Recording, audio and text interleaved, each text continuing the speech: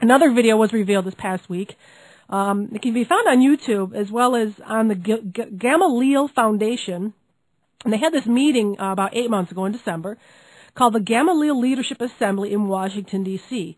And there's music and there's people dressed in vestments and they process in, and there's a lot of acorn shirts and hats in this group, you know, the token red shirt and hat. And they're chanting everybody in, everybody out. It's their National Healthcare Reform logo. So they come in and they start to have this prayer service. So the prayer goes like this. We are here for the healing of a nation. Yes. With the prophet Jeremiah, we cry out. Is there no balm in Gilead? Is there no physician there? Why then is the health of my poor people not been restored? She's paraphrasing Jeremiah there. And then they respond, hear our cry, O God. Then the leader says, with the prophet Martin Luther King Jr., we cry out against all forms of inequality, injustice in healthcare as the most shocking and inhumane. And the response, hear our cry, O God. From healthcare systems and industries that place profit over people, the response, deliver us, God. From lobbyists that block access to quality healthcare for all, deliver us, O God. From greed and fear that replace the reality of God's abundance, blah, blah, blah, deliver us, O God. You get the idea. The reason this created such a buzz, and when I first heard it, it was very clear to me. A lot of the right-leaning commentators and websites, including Lou Dobbs and Michelle Malkin and Breitbart TV, claim they were not saying, hear us, O God, or deliver us, O God, but rather, hear us, Obama, deliver us, Obama. And I can honestly tell you, if you listen to it, it really does sound like that's what they're saying. It sounds perfectly clear. They're saying, deliver us, Obama, hear us, Obama. As the video progresses, especially if you listen to the original one on the Gamaliel Foundation website, it sounds like more people are saying God with a little more force, almost as if they felt uncomfortable saying Obama and were changing it to God.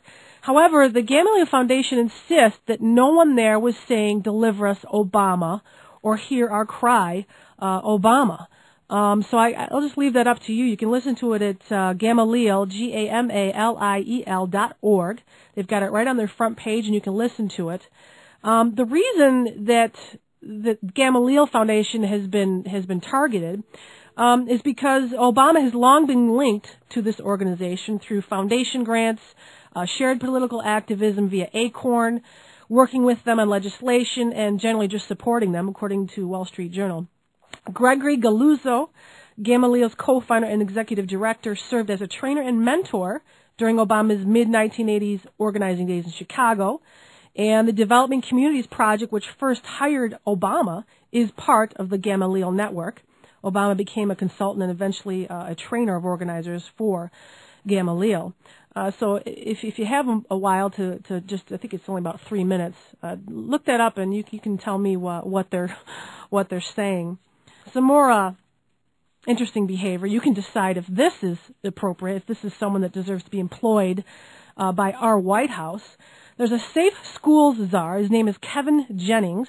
And Fox News and other outlets are reporting that this guy is this former teacher who they say advocates the promotion of homosexuality in schools, had rampant drug abuse in his past, and has expressed extreme contempt for religion. Jennings was appointed to the position largely because of his record working to end bullying and discrimination. Subtext, bullying and discrimination against homosexuals. In 1990, as a teacher in Massachusetts, he founded the Gay, Lesbian, and Straight Education Network, GLSEN, which now has over 40 chapters at schools nationwide. He also published 6 books on gay rights and education, including one that describes his own experience as a closeted gay student. This is the Safe Schools Czar. In 1997, according to his transcript put together by Brian Burt, managing editor of the student-run Harvard Journal of Law and Public Policy, Jennings said that he hoped that promoting homosexuality in schools would be considered fine in the future. He says, quote, one of our board members was called to testify before Congress because they were concerned and had hearings on the promotion of homosexuality in schools. And we were busy putting out press releases and saying, oh, we're not promoting homosexuality. That's not what our program's about, blah, blah, blah, blah, blah. That's his words. In other words, he's basically admitting it was all BS. He also says, quote, being finished might someday mean that most straight people, when they hear that someone was promoting homosexuality, would say, yeah, who cares? Because they wouldn't necessarily equate homosexuality promotion in schools as something bad that you would not want to promote. At a GLSEN conference in 2000, co-sponsored with the Massachusetts Department of Education, this group had some trouble when it was revealed that they had an educational seminar for children as young as 12 that graphically described unorthodox sexual techniques. I'm not even going to tell you what they were. It's disgusting. You can look it up. And he also says that his church, quote, left me with a legacy of self-hatred, shame, and disappointment, and I wanted no more of it or its father. What had God done for me other than make me feel shame and guilt? Squat. Screw you, buddy. I don't need you around anymore, I decided. The long erosion of my faith was now complete, and I, for many years, reacted violently to anyone who pressed any kind of religion. Wow. The biggest controversy, however, with this Jennings guy is an account in his 1994 book called One Teacher in 10 about how he, as a teacher, he befriends this high school sophomore. So he's probably about 15, and this young man admits that he met some older man, some pervert, in the men's room of a bus station. And Jennings writes this, quote, outspelled a story about his involvement with an older man he'd met in Boston.